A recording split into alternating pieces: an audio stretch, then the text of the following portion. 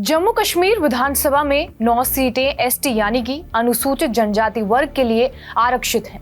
इस साल फरवरी में लोकसभा ने जम्मू और कश्मीर अनुसूचित जनजाति आदेश यानी कि संशोधन को पारित किया था। इसमें गड्ढा ब्राह्मण, कोली, पद्दारी जनजाति और पहाड़ी जातीय समूह को अनुसूचित जातियों की लिस्ट में जोड़ा गया था। लेकिन गुर्जर बकरवाल पहाड़ी लोगों को इसमें जोड़ने से उनकी नाराजगी है, वो इसका विरोध करते आए हैं। चुनाव की तारीखों का ऐलान होने के बाद ही उनके विरोध ने रफ्तार पकड़ ली है। अब सवाल ये उठ रहा है कि एसटी वर्ग के लिए आरक्षित सीटों पर आखिर एसटी कौन होगा। चुनाव आयोग के मुताबिक कोई भी उम्मीदवार जो नामांकन की जांच के समय वैध एसटी प्रमाण पत्र प्रस्तुत करता है, वो एसटी आरक्षित सीटों से खड़ा हो सकता है। All J&K Gurjar Bakarwal coordination committee इस मुद्दे पर चुनाव आयोग से संपर्क भी कर चुकी है। उन्होंने केंद्र में भी ये साफ करने के लिए कहा कि आरक्षित सीटें सिर्फ और सिर्फ गुर्जर और बकरवाल समुदायों के लिए है। समिति का तर्क ये है कि 2011 की जनगणना के आधार पर 2022 में परिसीमन आयोग द्वारा 9 सीटों की पहचान की गई थी। 2024 में एसटी लिस्ट में जोड़े गए ग्रुपों को ध्यान में नहीं रखा गया।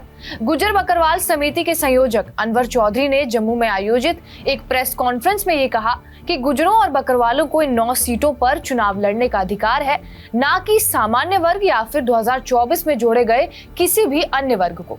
1990 के दशक से जम्मू कश्मीर में सरकारी नौकरियों और सरकारी शैक्षणिक संस्थानों में भी सीटों पर आरक्षण रहा है। इसका लाभ भी गुर्जर बकरवालों को मिलता है। ये पहली बार है कि जम्मू कश्मीर विधानसभा चुनावों में एसटी के लिए सीटें आरक्षित रखी गई हो। अगस्त 2019 में अनुच्छेद 370 को खत्म करने और 2022 में विधानसभा क्षेत्रों के परिसीमन के बाद जम्मू कश्मीर में 9 सीटों की पहचान की गई और उन्हें एसटी के लिए अलग रखा गया। इनमें 6 जम्मू प्रांत में है और 3 कश्मीर में आती है। इसके बाद फरवरी में संसद ने जम्मू कश्मीर एसटी सूची में पहाड़ी, पदारी जनजाति, कोली और गड्ढा ब्राह्मणों को शामिल करने के लिए एक संशोधन पारित किया। इन समूहों को नौकरी और संस्थानों में मौजूद एसटी समुदायों को दिए गए 10% कोटे के अलावा 10% आरक्षण भी मिलना है। हालांकि एसटी के लिए राजनीतिक आरक्षण पर अब तक कोई स्पष्टता नहीं दी गई है और इसी कदम से गुर्जर और बकरवाल समूहों के बीच विरोध शुरू हो गया है। उन्हें डर है कि उनके लिए पहले राजनीतिक आरक्षण से उन्हें जो लाभ मिलने की उम्मीद थी वो कमजोर हो जाएगा।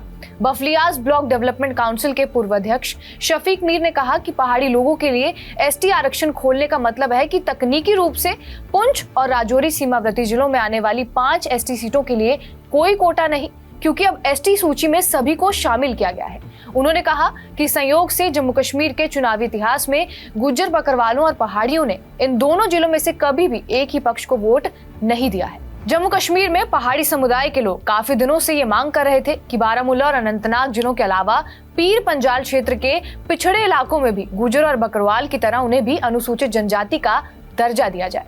उधर गुर्जर और बकरवाल समुदाय का कहना यह है कि पहाड़ी समुदाय कोई एक जातीय समूह नहीं है, बल्कि अलग अलग धार्मिक और भाषाई समुदायों का समूह है। जम्मू कश्मीर के राजौरी, हंदवाड़ा, पुंछ और बारामूला के साथ साथ कई इलाकों में पहाड़ी समुदाय की बड़ी आबादी है।